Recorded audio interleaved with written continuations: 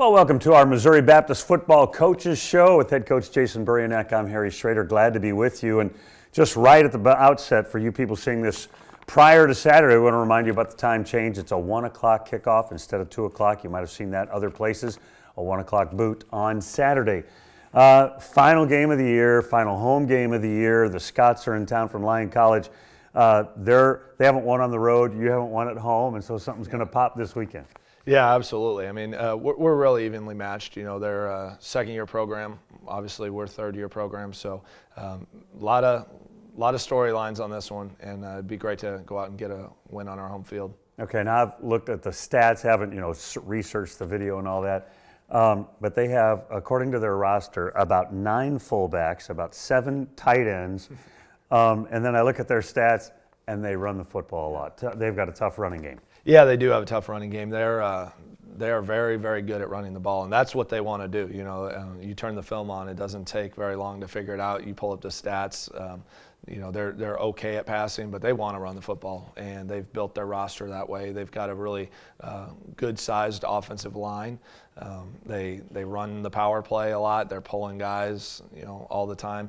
They've got some fullbacks with some good size and a running back that is really good about being patient and hitting the hole. So we got our work cut out for us. It's the good news is I think we've kind of seen this type of offense in terms of the power run game. We see that in our league with Marion, with St. Francis, Indiana, and some of these other teams. So from that standpoint, I think our guys feel comfortable playing against that type of offense. But ultimately, we've got to tackle, and we've got to go out and execute, make sure we're in the right spot. So we didn't tackle very well against Concordia. We pointed that out to the guys, and I think that's a big point of emphasis for them, and so something that they want to bounce back on this week. You've had trouble at times with quarterbacks that like to run, and their quarterback likes to run. Yeah, he's a nimble guy. I compare him a little bit to what we saw last week in the Failer kid, number 10 for Concordia, also the kid that was at Olivet.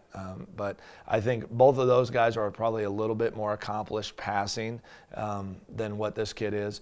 And some of it is they run the ball so much. I don't think that Lyon's offensive line is built to really pass protect. So he's used to pulling it down a little bit quicker and making a play with his feet. But he can definitely do that. And we've got to utilize our speed on the defensive line to keep him in the pocket. We were talking about their offense. Makes me think about your defense. Before we came on the air, we were talking about Kenan Savage closing in on breaking the all-time single-season tackles record. Yeah. He has been a breath of fresh air on your defense. Yeah, he's just one of those guys. He comes to work every day. We've talked about him a lot throughout the course of the year, and I'm excited for him just in how he has really developed into the player that we thought he could be. But when you bring in a kid and he learns a new defense and has to do some different things, you just never know. But I think what he does really well is he just plays relentless. He's all over the field. Broke his hand, didn't miss a game, still played at a very, very high level. So really proud of him. He's done a great job for us this year, and he's given us some flexibility because we don't have to change personnel if we want to go into a nickel defense because he's so athletic. He can go out and cover the best wide receiver on the field if we want him to. So that gives us a lot of flexibility, and he's had a great year. On offense, you guys went to Jordan Norwine through the part of the way through the game. The rotation at quarterback continues. What can we expect Saturday against Lyon? Well, we're going to give Billy the start, so it's going to continue a little bit more. Gunner did a great job, I thought. He was really managing the game and doing some things really well. He took a shot, really might have been helmet to helmet. It was close, but took a shot in the head and has a concussion, so he'll be out this week. And that was why Jordan went in the first place, was due to concussion protocol. But Gunner will be fine. It's just based on getting him back and the end of the season, he won't be back by Saturday. Both Jordan and Billy are guys that are obviously neck and neck week in and week out. Jordan, we kind of joke with him, and he was coming on the sideline. He goes, I just can't get good luck, and he's had some bad luck. He, goes in, he plays his heart out. It's nothing about a desire or want to, some of it is just bad luck, but, gives up 2 interceptions and 14 points there in back-to-back possessions. So, we'll see what Billy can do, and if something happens there, then Jordan will get a shot and possibly Jake Hunt. So No matter who's back there, they're throwing to, I think, a very talented group of receivers, and Isaiah King has just burst onto the scene at the NAIA, another 72-yarder or whatever this past weekend. Did you know he was going to be this good? Not probably this good, not this early. I think we all felt like he could be that good, but being as good as he is and as dominant as he is, especially on the deep ball that he is something of a surprise, I think, for all of us. But he's just got elusive speed. When you watch him on film, it's deceiving because it doesn't look like he's running very fast. And even there's times where he'll catch a ball down the sideline and I'll be kind of thinking in my head, run, Isaiah, run. But he's just pulling away from the guy. Yeah. He is running. He's such a long kid. He has long strides. But he has really been a dominant force, and I think what he's done is he's taken everybody and made their level even higher because, guys like Kenan Savage, they know, hey, if I want the ball thrown to me, I got to make big plays too. And one thing we've got to do is just get Isaiah a few more touches, target him a few more times, and I think that's in the game plan this week to do. And when we do that and we can get Kalen involved, Bryson Barnes is doing a great job. He has come in to spell Kalen and give us some big catches. Sean Calhoun, senior Dalton Barkham has had a good year. So Mike Beekert just keeps getting better and better. So, we're making a lot of strides in that area. We just got to be consistent in getting them the ball and consistent in protecting. What's the takeaway from this season as you head into the final game? A couple of wins this year, and so that's been encouraging. What's your takeaway? Where's the state of the football program?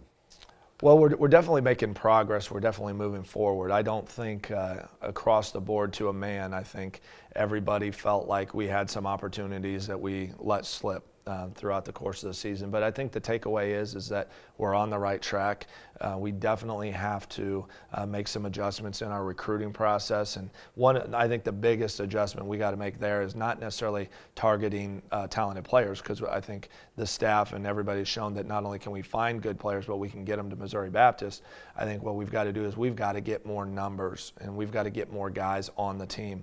One of the things that we've been decimated by is injuries, and guys come in and they battle. Graham Crosland, for example, jumped in at the offensive line this past Saturday, really battled, but he's not where he needs to be to really be a guy playing in our league yet. He's going to be a guy that next year or the year after as a junior is really going to be hitting his stride.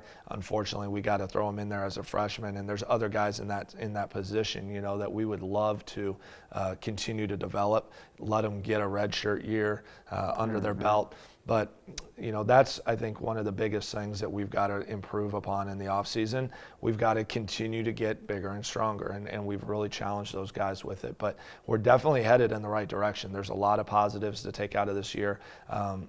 I think what it does is it continues to fuel everybody, and that's a good thing.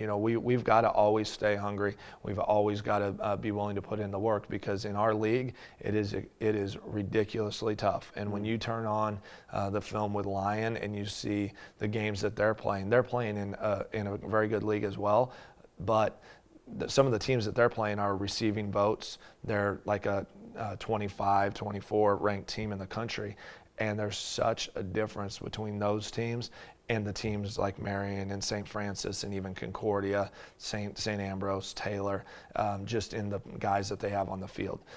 So we know that, and that's a challenge that we're accepting. That's a challenge that we don't want to turn down by any stretch of the imagination. We're excited we're in a tough league, but we know that we have to turn it up a little bit in order to be competitive in this league. Get a handful of guys that are going to make their final appearance on Saturday at Senior Day. Talk about a couple of your seniors. Well, the two guys that really stand out, and I had them talk to the team on Monday, is Dalton Barkham and Sean Geary.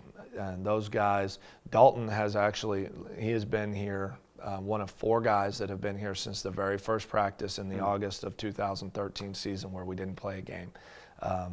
So Dalton has seen a lot. He's put in a lot to this program and means a tremendous amount to all of us. And had to take a little bit of a back seat this year. 30 catches plus last year, has to step back because you've got increased talent. Yeah, and all he does is go out and keep working. And you know, there's some things that you just can't change. His size is one of them. He's a competitor. He's quick. He's fast. You know, he can make plays. But, you know, at the same token, there's only one ball and so many guys. You know, you got a guy like Isaiah making plays, Kalen, other guys rising up. And so, yeah, he has had to take a little bit different role for us offensively, but he's done it. He's answered the bell whenever we ask him to.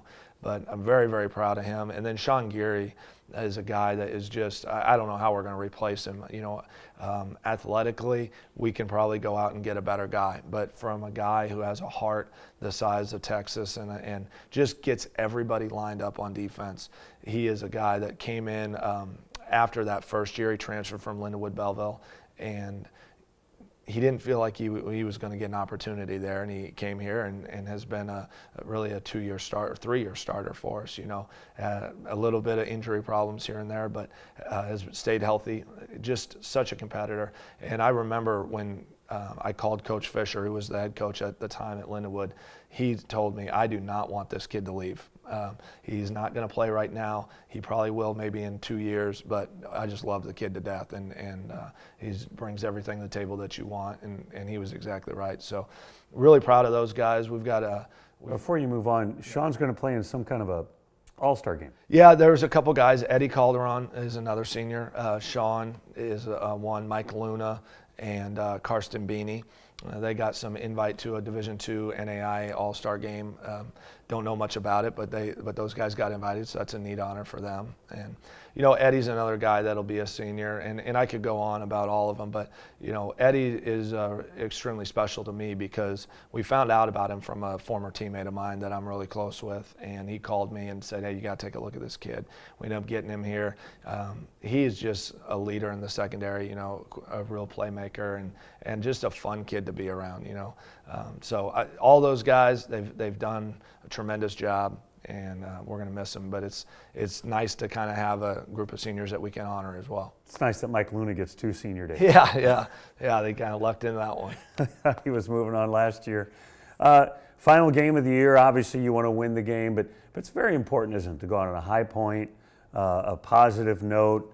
Get the fans out and experience MBU football. We might still be one more full season away from playing on your own field, or you know, we're trying to get closer to that, but you got your own practice field now and someday your own home field.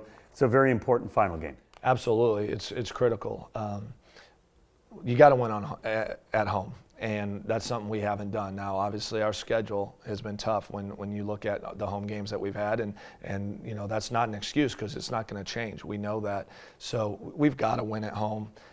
It's been, you know, on the calendar almost 2 years since we have won at home. So it's very important from that standpoint. We want to send the seniors off in the right way. And, you know, I think one thing that is going to be very critical that goes beyond what is going to happen like on the playing field on Saturday is we've got about 40 recruits coming up on Saturday to tour the campus and be a part and see what MBU football is all about. And obviously giving them a good showing and getting them excited about what we're building here is extremely important as well. That's head coach Jason Buryanek. We wish you the best of luck. The final game of the year. I'm Harry Schrader. Stick around. The football game is on the way. The Lions Scots against your Missouri Baptist Spartans. You've been watching the Coaches Show right here on the Spartan Digital Network.